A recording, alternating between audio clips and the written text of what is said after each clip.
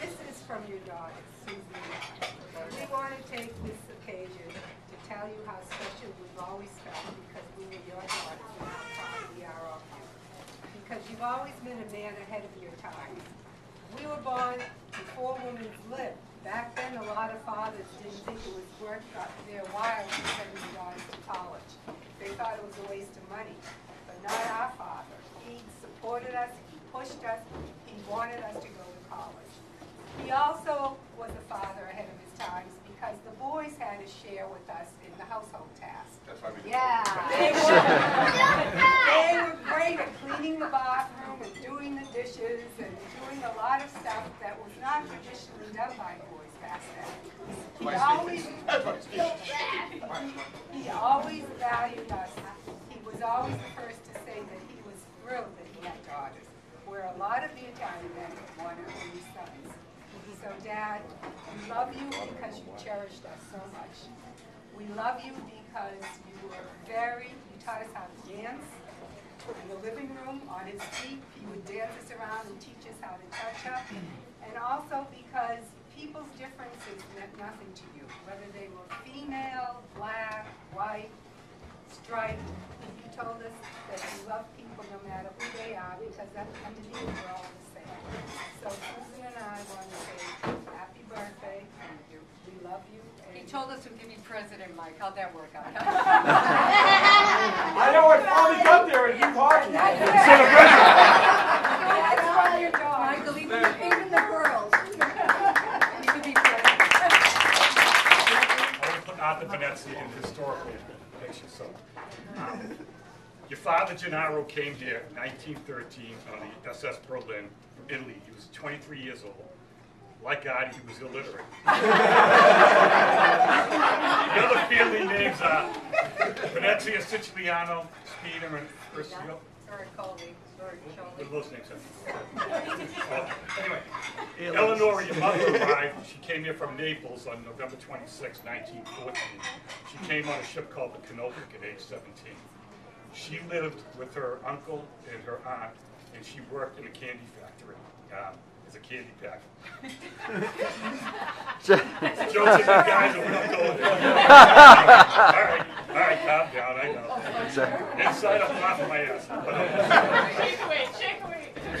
Grandpa lived on 17 Parkland Street. He was a plasterer. They were married on September 14, 1919. He was 28, she was 22, at St. Leonard's Church in the North End.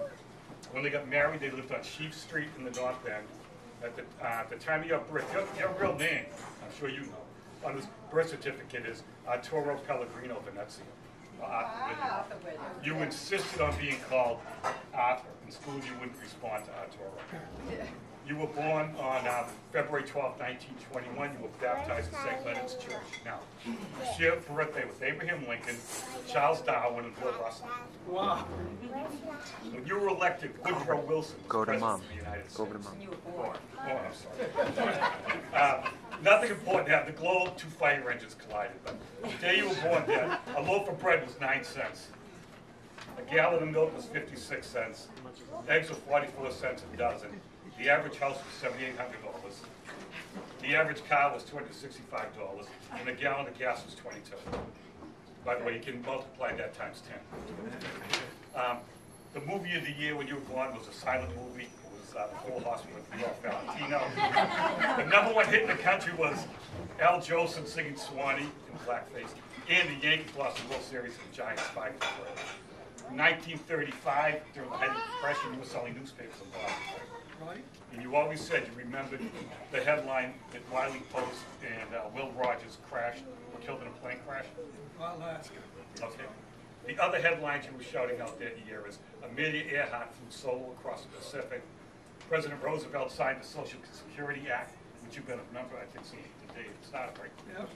And Bruno Hauptmann was found guilty and electrocuted for kidnapping and killing a Lindbergh baby. And Babe Ruth returned to Boston as a Boston boy. You graduated Brighton High School in 1938. The same year Japan declared war on China and Germany invaded Austria. That's nothing to do with you graduating. But also, Joe Louis knocked out Max Spelling in the first round that same year. Did you go to prom? first dance at the school? Yes. Okay. You probably danced the #1 song in the country, which was Ella Fitzgerald's Tisk and a Task. And Frank Capra's movie won the Academy Award that year. You can't take it with you.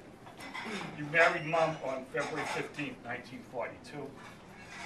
I looked up the Globe, thinking the headline should be Arthur and Vera get married. But you were overshadowed because the British and Singapore surrendered Japan the same day.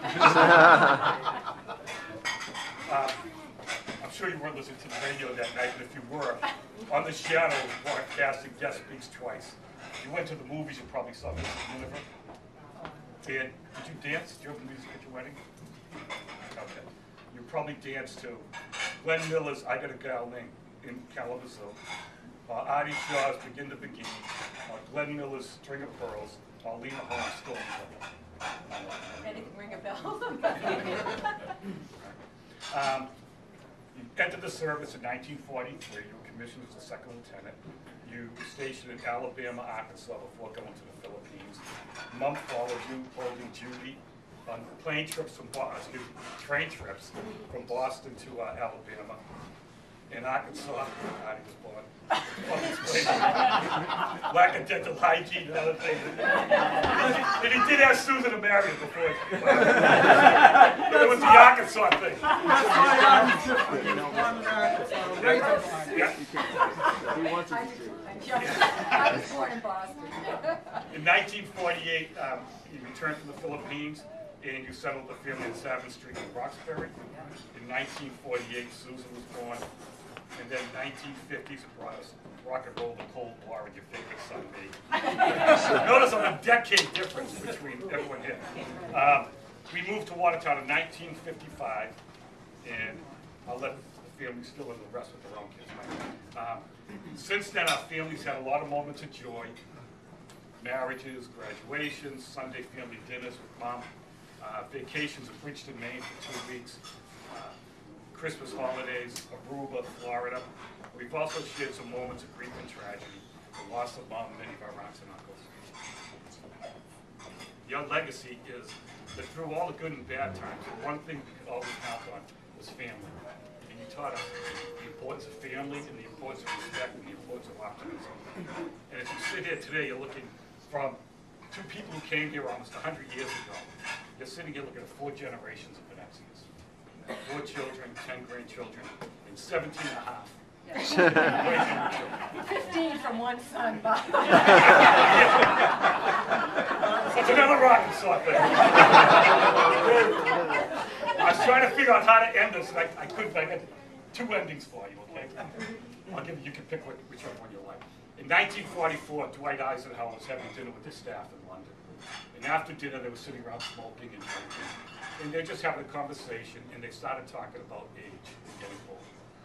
One of Eisenhower's young aides said, "Who wants to live to be 90?" And Eisenhower answered, "The man who's 89. And the other alternative ending, you stop looking at me like that. The other alternative ending, you had to look. Beaming with pride. The other alternative ending, as I looked up your life and all the moments and all the things that happened, the only thing I could come up with was Frank Capra said it best. It's been a wonderful life.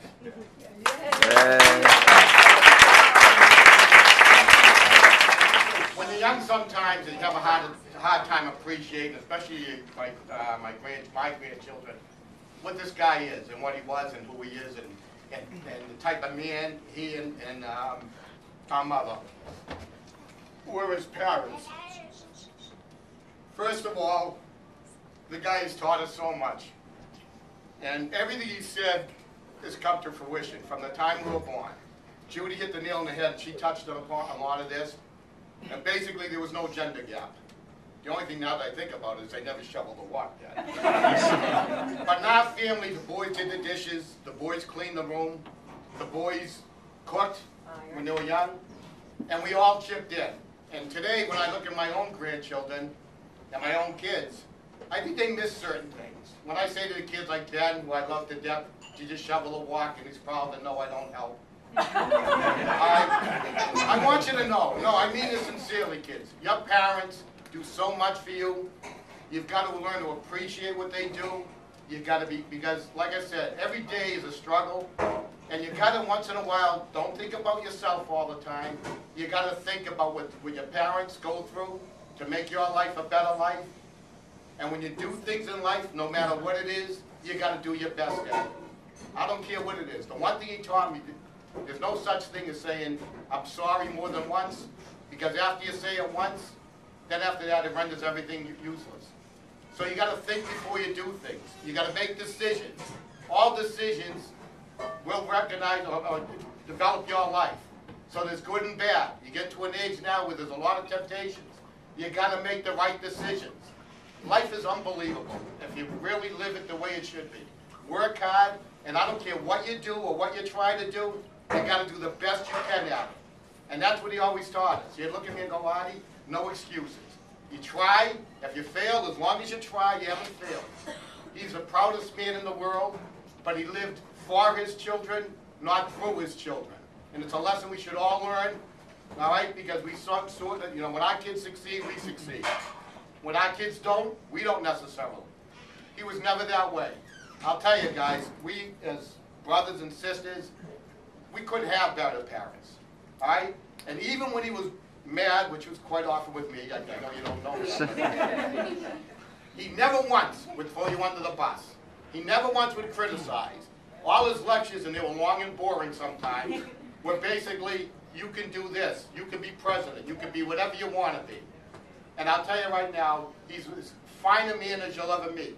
And just so you know, when he was young, he was a legend. He was one of the, in the West End, he ran track, or ran whatever you ran there. Numbers from the sheriff. Numbers. And I gotta tell you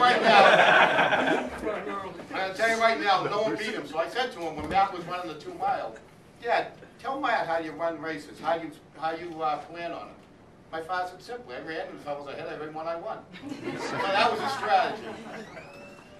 I'll tell you, you know, and it's great because we grew up now, and we started off as he was my father, he was my disciplinarian, he was everything.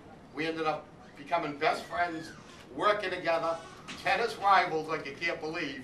We were legend at the club. My goal in life was to beat him in tennis. And when he was like 70 years old, I got him. All right? But I mean, and to be honest with you guys, you just don't know how fortunate you are.